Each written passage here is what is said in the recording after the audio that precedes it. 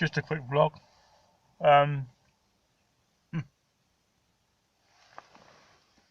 yeah, bit of random waffle, I suppose you want to call it.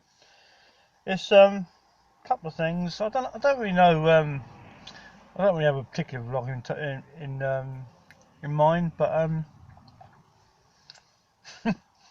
so this vlog could go anywhere. It's just that I woke up, got a bit cold. I put the heating on the van. I've got heating again now. Yeah, update heating. Work gave me a 20 quid sub. It's the last sub they can give me, but it's helped me out massively. So I'm at work tomorrow. So I lost 2 days work this week, and I'm working tomorrow. You have to ignore the traffic. Traffic's going by. But which is 20 quid petrol ish. Yeah, 18 quid petrol. I've only got to go a little short way tomorrow. I've got early start, busy day, and I'm probably going to do handball, a lot of handball tomorrow, which will be fun. But I've got heat in the vehicle tonight. I had heat last night. I was actually how I actually got to the garage today to put the little sub I got from work, in fuel. I don't even know now how it got there, because I've been in the reserve in the fuel gauge in the car. I've been on reserve from the day before, and I had the heater on most of the night as well. Not most of the night, but times during the night. And because it was still about 3 or 4 degrees for a lot of parts of the day, I had the heating on as well. Yeah. So to get to the petrol station, it was a relief to get there, because I didn't think I'd make it. I didn't think I'd actually. I thought I'd run out of fuel on the way to the petrol station, which would mean that I wouldn't be able to go to work tomorrow. So I'd have to buy a petrol can, which my little sub wouldn't have factored in. That was just purely for petrol, not for buying the can, which I wouldn't have been able to get enough fuel to get to work tomorrow. Yeah. My situation pretty much reminds me of it's like Del Boy and Rodney years ago. You know the episode, yeah, when they become millionaires, but it gets boring because it's not really the hustle and bustle of daily life that they used to have. Okay, it's only an episode of a series of Only Fools and Horses, but so true. Well, I wouldn't know about being rich, but most people are living this just getting by through life, just trying to get by. Excuse me, that's not a code. Yeah, people are just trying to get by, doing the best they can to earn a few pennies and survive. I worked it out that last year, had I sat on my arse, backside or whatever, yeah. So on my backside, and done nothing, and had universal credit, paying my rent, and 71 quid a week. So it's 100 quid, 80 quid to 100 quid room, which is what they would pay, because it's the going rate for a rented room, double room. Well, a rented room. With all the facilities. And then you got 170 quid on top, which is 171 quid.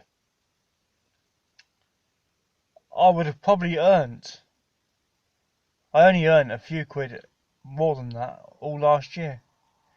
Bearing in mind that, because I am an agency driver, so I don't get work every day. So there'll be days during the week I won't get work when there isn't any work. Like January and February come around, it's quiet months for work, because no one's ill in January because they're too busy paying visa bills for Christmas. And so there's not a lot of work, and there's a lot of agency drivers now competing for the same bit of work. And you've got like class 1 drivers, class 2 drivers that will come down to class 2 and 7.5 and do van if they have to, just to pay bills, which, as I can only drive a van now, I'm competing with them for work in January and February. So, excuse me, that's not a code either. But yeah, so I worked out that I would have actually, I only earned about 9 grand last year, which is why I'm living in my car, because I can't pay over 50% of my wages in rent plus attachment to earnings. It doesn't make financial sense. So it does. It might look silly me living in a car in a lay-by somewhere or wherever I park up, but financially, it doesn't make financial sense paying rent. And this is where a lot of people are now. The foundations of the rental sector is leaving the rental sector because people are realising that it's better. A 4-metre Sprinter van, Mercedes Sprinter van, has probably got about the same amount of space as a rented room, a small rented room. Or the small box room in a terraced house is about the same size as a 4-metre van, Sprinter. And with a Sprinter they own it and they can design it how they like. So yeah, I've probably done a bit better this year when it works out. But again, I've had a lot of times when I've turned down work because I've not earned enough the week before to get me through the next week. So I can't get to the work, so I've got to turn down work that I need. And that's a lot of people in the same situation are now living a flexible lifestyle, but you can have a too flexible lifestyle. And yeah, but it's still better than having to go to work 40 hours, 50 hours, 60 hours a week and have no work-life balance. Too many people have got to, are in a, and I was in that situation when I was doing 40 hours, 50 hours, 60-hour weeks. And you come in from work about 6 o'clock, 7 o'clock. Time you get yourself a curry or whatever, yeah, or get yourself some food, cook some food. It's almost like time to just like get yourself ready for work tomorrow. And you've got no time to enjoy life, to live life. And although I've actually, I've worked quite a few hours just to earn as much as Universal Credit would have paid last year.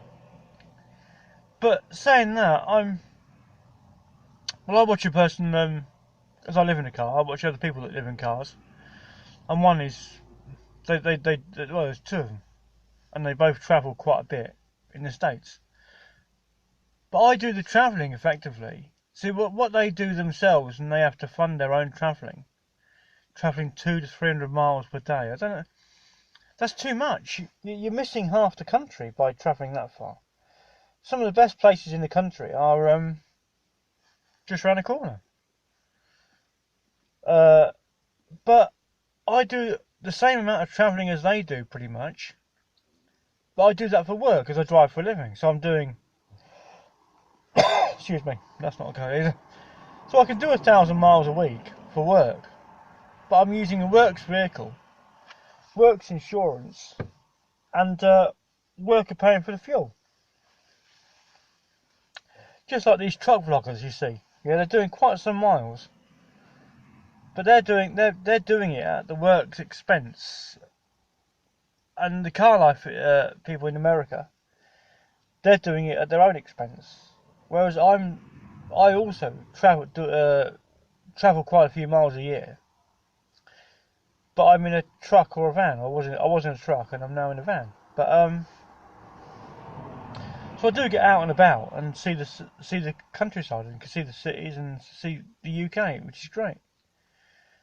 Which is a plus. So plus I actually get to use the heater as well. So I haven't got to use my own fuel and heater because I put the heater on in the van and I charge my phone up in the van because I have to for Google Maps, sat nav, or whatever.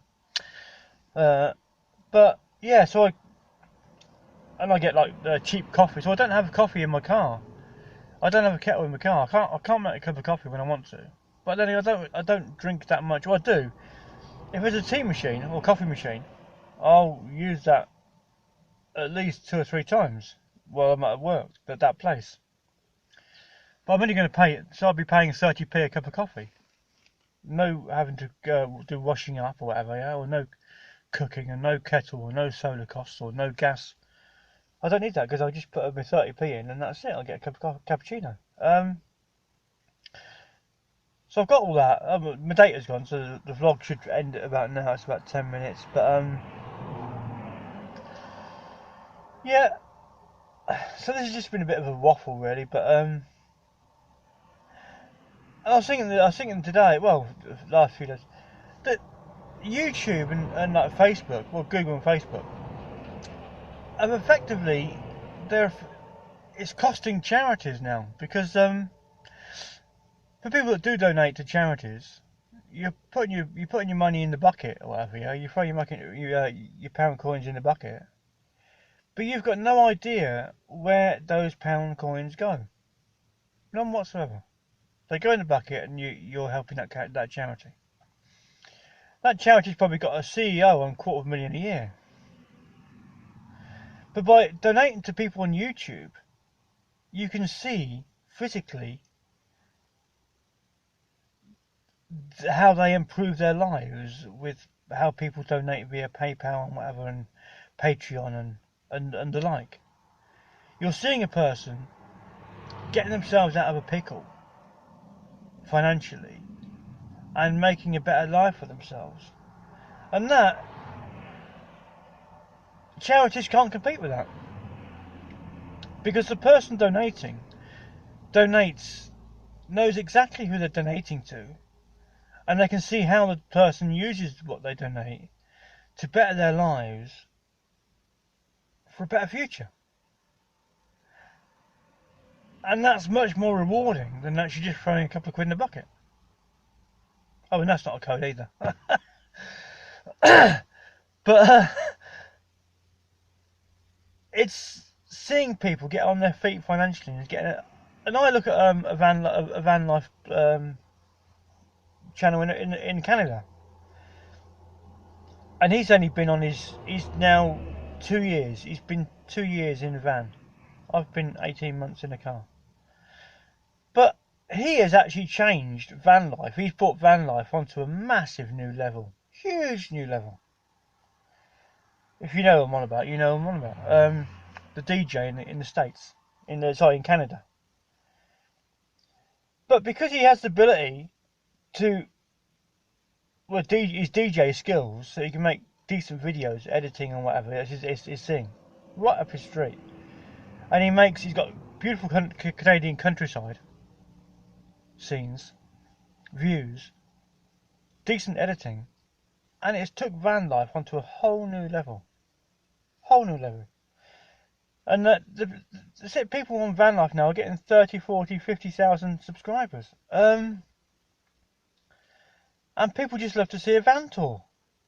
And there are some proper decent van tours about. Proper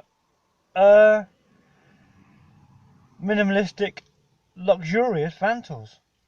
It's not just a person just throwing a mattress in the back and that's it. There are some pretty posh van tours about, made out of second-hand Sprinters, Mercedes Sprinters and the like. It's a lifestyle. The people have found a way of living for free, and they're not going to start paying rent again. That's the beauty of van life. Car life, whatever you like. But I do like. I've driven a van. I drive a van for a living. I'll be in a. I drive a van about 3 to 4 times a week as a rule. So I know I've driven most vans in the UK. So I know what a van looks like, every which size. But I just like living in a car. And it goes back to a person in the States lives in a car. And she can afford any van, that she likes. But she's only small and she likes her little car. I love living in this little car. And it's just a simplistic you're doing less for the you're saving on environment for a lot of that's it. You don't need the bills or the costs of a house. Just living a very simplistic, enjoyable way of life. Living in a car. And it's not until you try living in a car, that you realise just how enjoyable it is. Watching the world go by. Earning the money to pay mortgage or a rent. Which if you live in a car, you haven't got to worry about. Just me, my philosophy and whatever, yeah. And like now, data will probably go now, but I love looking at estate agents, yeah, multi-million-pound houses, and they don't recognise domain names. And for every multi-million-pound house, there's domain names now that have sold for far in excess of multi-million, for 10 million and 12 million each.